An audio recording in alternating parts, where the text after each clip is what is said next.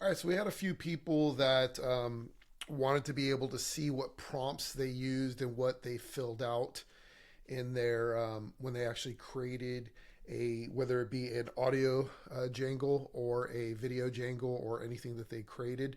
And the way you do that, it's real simple. So obviously, as of right now, you can't click on anything that will just show you everything that you wrote out. So all you need to do is you just start a duplicate. So this is actually an audio jangle here.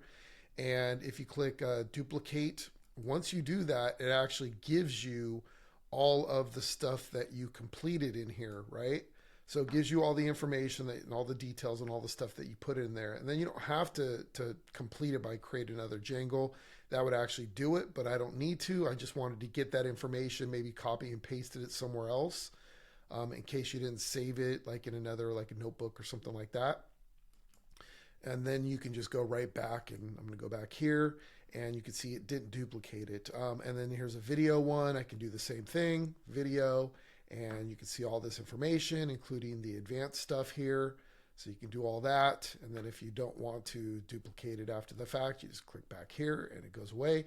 And then here's an expired one that I'm not using anymore. I'm gonna go ahead and click duplicate on that. Same thing. So I can get the information on older ones as well that I've done a while back. So that's how you do it. If you want to gather that, those form fields and the stuff that you completed, those prompts, just so you can copy and paste them somewhere else for later, or you just want to know what you did so you can fix the next one in case it misspelled a word or mispronounced a word or something like that. It's simple as that.